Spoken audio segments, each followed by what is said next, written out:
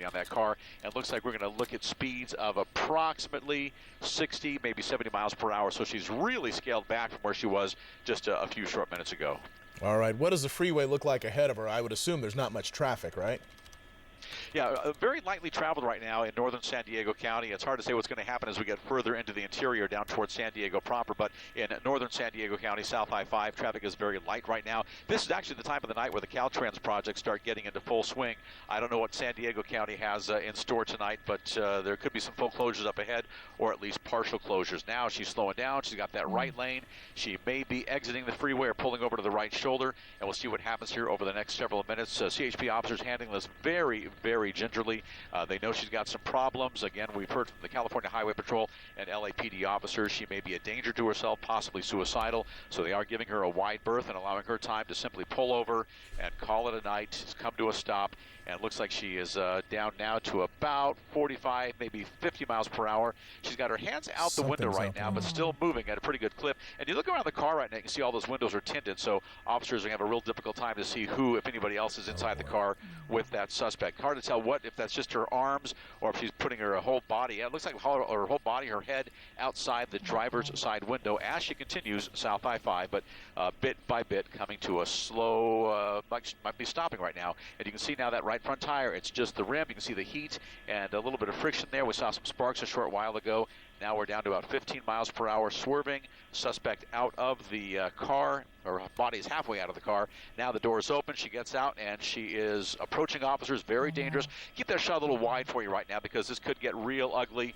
Looks like they're going to try to take her down. They may have used some non-lethal rounds there to bring her down. She's down to the ground, so let's move back in. It's unclear what they did to get her down, but she is down on the ground. Looks like it's a taser. You see the officer with the jacket, the one on his left. I can see the taser's up. The suspect is down. She'll be taken into custody momentarily. I can't tell you right now as they take that suspect into custody. As we mentioned just a few minutes ago, the whole interstate is shut down right now. South I-5, just south of Oceanside. The freeway is closed. Once she's in cuffs and in a cruiser, bit by bit, they'll reopen all lanes here in northern San Diego County. Some idea of the approximate off-ramp or the closest off-ramp you are to, that you're near to right now?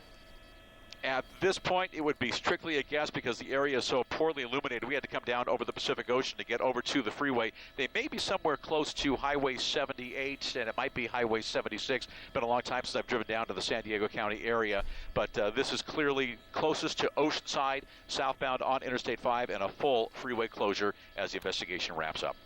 All right, we can see they are checking the vehicle to make sure that there's no one else inside. There they are opening the back door now. And the female driver is still on the ground. As Bill said, she was most likely hit with a non-lethal weapon, perhaps tased, as she ran toward those police officers. Thankfully, her hands were in the air. They could see that she didn't have a weapon. And she clearly needs some help. The report was this was a woman who was apparently a danger to herself, possibly suicidal. She was being followed from the San Fernando Valley, initially by the LAPD, and then when she got onto the freeway, the CHP took it over. But thankfully, no one has been injured on the freeways because of this pursuit, and she is now being taken into custody. It ended the best possible way. Nobody got hurt, including the suspect, including the officers. There was no accident. All sorts of ways this could have gone badly. She's riding on 3 wheels on a rain-slicked road, so this could have gone badly in terms of her having an accident, losing control, flipping the vehicle. You saw her with her head out the window at some point. This was just, it could have gone so badly, and thanks to Providence and the actions of these pursuing officers, everybody's okay, and she will get the help that she apparently needs. All right, and we've got some video that we've just turned around to show you how this came to an end. She had been leaning out the window for some time, and then you could see she got out of the car while it was still moving a bit. She started to walk toward the officers with her hands in the air, fortunately, so they could see that she didn't have a weapon in her hands, and then they hit her with either a taser or some kind of non-lethal weapon, and she is now in custody and hopefully getting some much-needed help.